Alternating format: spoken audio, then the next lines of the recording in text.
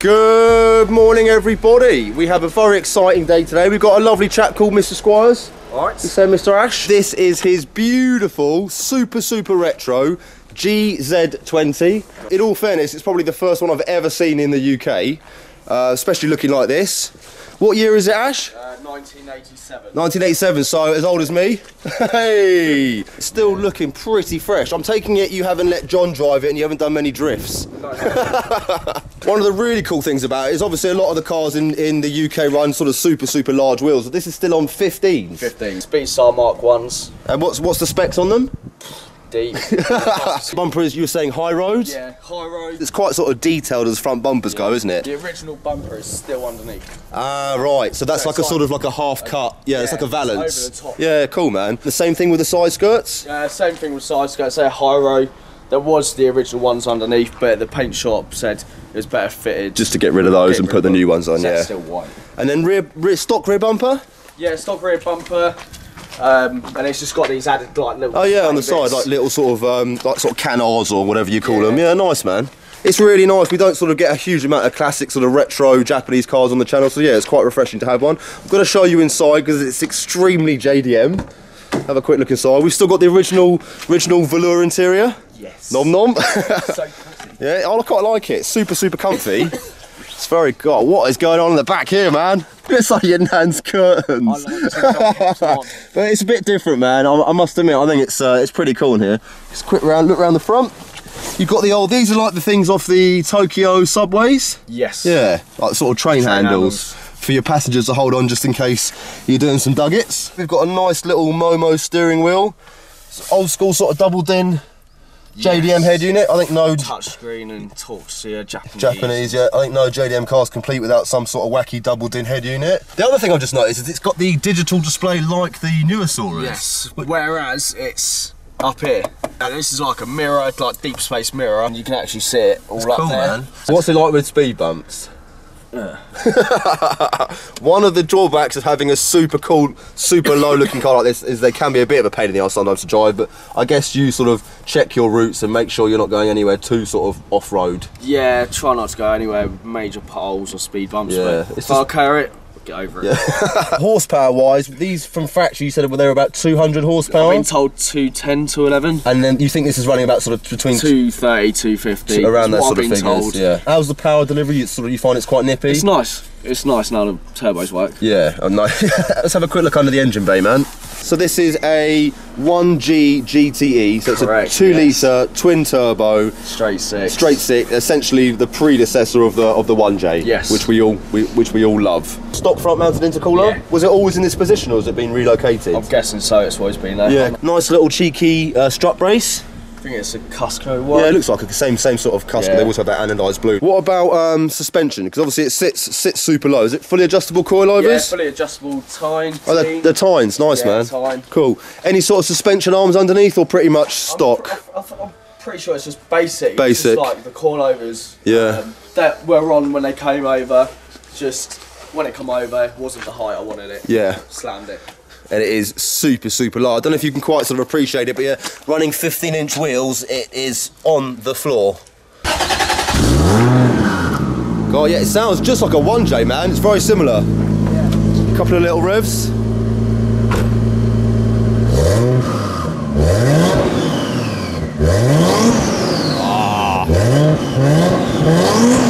Yeah, man. We are all good to go. That's just a basic rundown of Ash's awesome Soarer. We're now going to hit the road, go and take some sexual cinematic shots using Mr. V, the good old cameraman, and I shall give you my impression.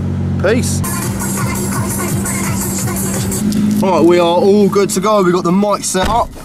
We've got a fine squire called Ash. Yes. We've got a cheeky little monkey. John's staying here. What we're going to do is Ash is just going to get out the farm for us because it's extremely, well, yeah, the road's a little bit bait coming in, and the last thing I want to do is scrape the shit out of his car. Fucking hell.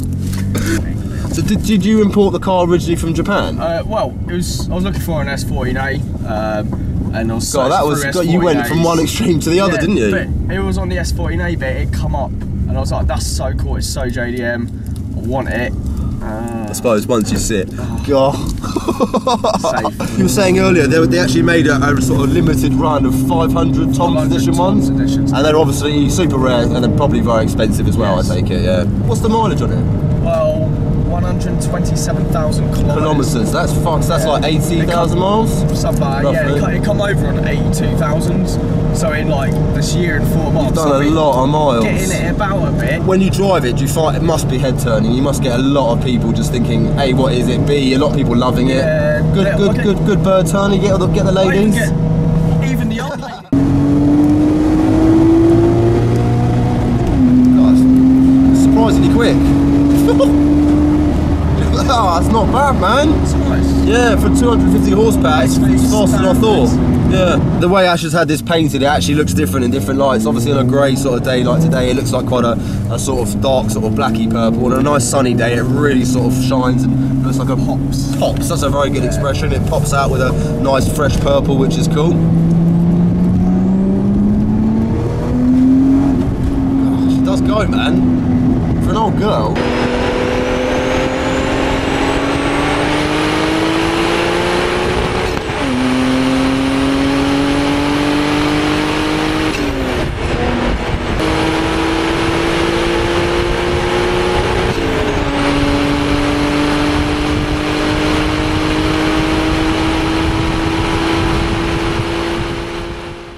What do most people think this car is when they see it? I've had loads. Mainly think it's a chaser, like an old school chaser. Really, yeah. Yeah, chaser, Skyline. I've had someone say, really nice S13, and I've said it's not at all. It does actually, PS13. You know what it looks a little bit like? The old S12, Sylvia, yes. A tiny bit. It's got like the PS13 front end, like the brick lights. Yeah.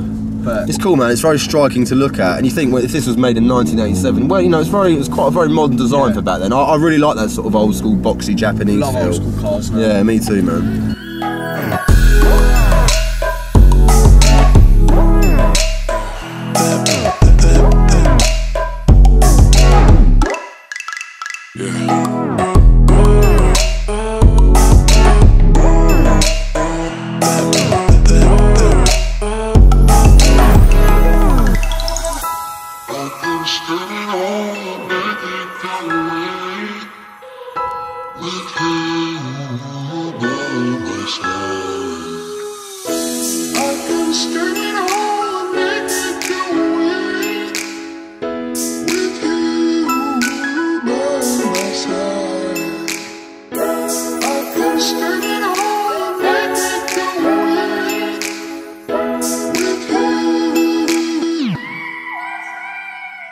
This is going to be my first experience ever driving a 1G GTE Soarer, so very happy. Right, let's go and have a little drive.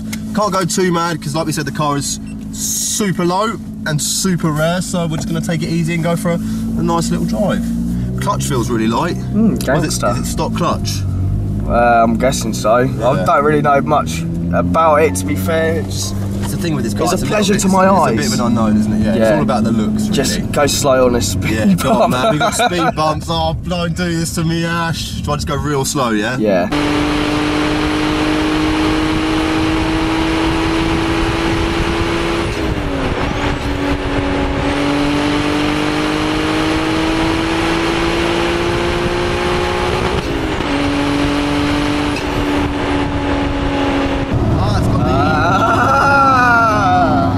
Back from Barbados, opened her up, and she still has the original speed limiter. Yes, it's not that we haven't found out today, but yeah, John reports from the previous drive he did last week that it's, what does it max out at?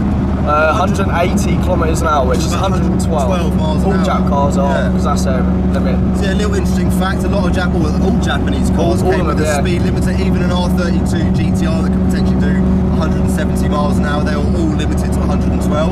Obviously you can delimit them, but it's nice you've actually kept the limiter in. Ash has got a speed limiter sort of defender or cutter, basically it will convert it from the kilometres an hour to miles an hour, which will then cut off the restriction. Then you should be able to theoretically do, but I reckon you probably get a good 140 out of this. Yeah. I'd like to think, on a private. It feels like it needs a sick though. Yeah, I was going to say that, like now we're cruising at about 110 kilometres, it's about 65. Yeah, and we're doing 3,500 RPM. Maybe you could do a, change the ratio of the diff maybe or something just to give it a bit more length in the gears.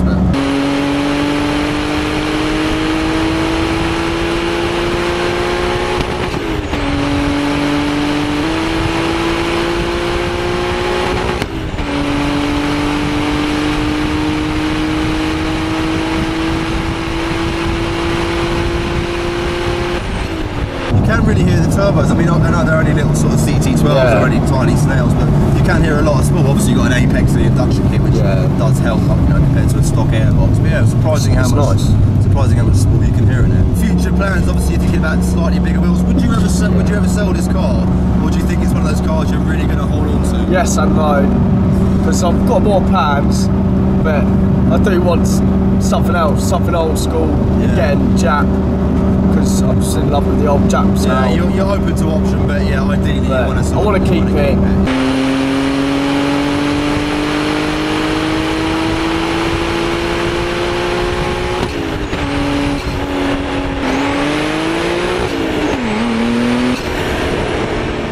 That brings this video to a close. It's been my first experience ever driving a static 1987 Toyota Soarer. So yeah, massive thanks to Ash for bringing it down. Really appreciate it, man. If you guys could do us a massive favour, if you just look in here, this is Ash's Instagram. It's just 1987 Soarer. If you could give him a follow, we'd really appreciate it. And obviously you can keep up to speed with all the stuff he's going to be doing, which I'm sure will be lots as the years go by.